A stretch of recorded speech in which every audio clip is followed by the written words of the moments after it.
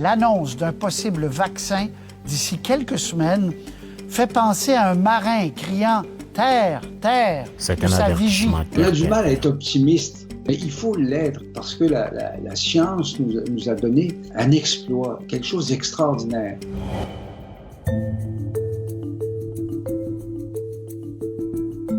Efficace à 90 %, le vaccin de Pfizer. Moderna dit que son vaccin est efficace à 94,5 %. AstraZeneca serait efficace à 70 % en moyenne.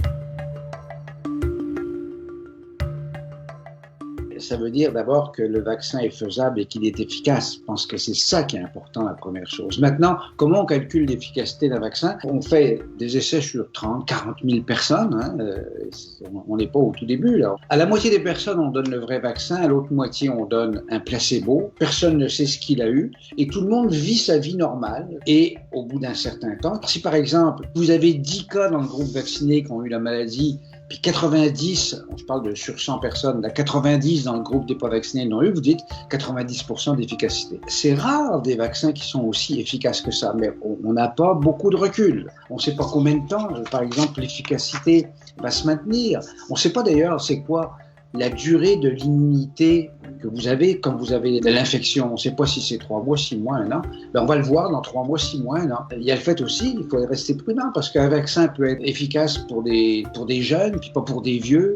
Puis il y a aussi la possibilité, qu'on ne semble pas observer pour l'instant, d'effets secondaires graves, très très rares. Si ça apparaît une fois sur 1 million, il faut avoir vacciné théoriquement là, 1 million de personnes pour savoir s'il y a ces effets-là. Mais en gros, on a vraiment le sentiment d'avoir en main des bons produits. Puis l'autre avantage, c'est qu'on va avoir plusieurs vaccins. Gérald, les bourses se sont envolées carrément après l'annonce de ce vaccin. Oui, forte hausse en raison de la lueur, je vous dirais, au bout du tunnel. Je dirais oui et non. Oui, parce que bon, les compagnies pharmaceutiques, c'est quand même des entreprises qui veulent faire des bénéfices, ont des objectifs commerciaux, financiers. Et bon, des fois, on peut penser que l'intérêt des actionnaires passerait avant l'intérêt du public. Mais par ailleurs, les compagnies pharmaceutiques, vous savez, elles doivent rester prudentes parce que, disons que le vaccin contre la COVID, il y a pas mal de monde qui regarde ça dans le monde.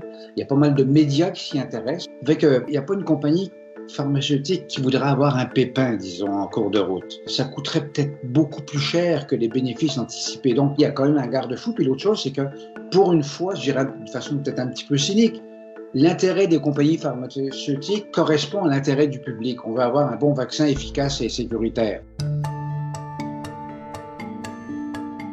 Au Canada, c'est Santé Canada qui va faire comme toutes les agences gouvernementales. La compagnie soumet un énorme dossier aux autorités sanitaires pour expliquer ce qu'elle a fait, c'est quoi les doses, à quel jour elle les a données, à qui, quel âge avaient les gens, etc. Les experts gouvernementaux, indépendants, regardent ça, peuvent reposer des questions.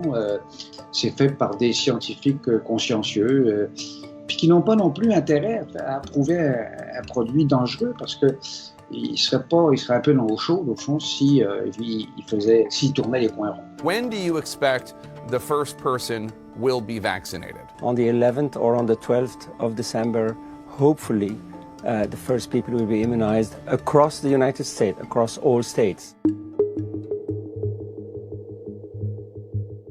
Au Canada, on peut espérer recevoir des doses, disons, au début de janvier 2021. Vous imaginez que tous les pays veulent recevoir leurs doses, mais en gros, on peut penser qu'au cours du premier trimestre de 2021, janvier, février, mars, on aura pas mal de doses et vacciner pas mal de monde. Si ce sont approuvés avec 6 millions de doses, on est prêt peut-être à vacciner 3 millions de Canadiens. On dirait qu'on n'y croit plus qu'on va sortir de cette pandémie-là. Un vrai échéancier d'immunité au Canada où la pandémie va être finie ou que la majorité des gens vont être vaccinés ou je ne sais pas trop quoi. Est-ce qu'on peut penser plus loin en termes d'échéancier?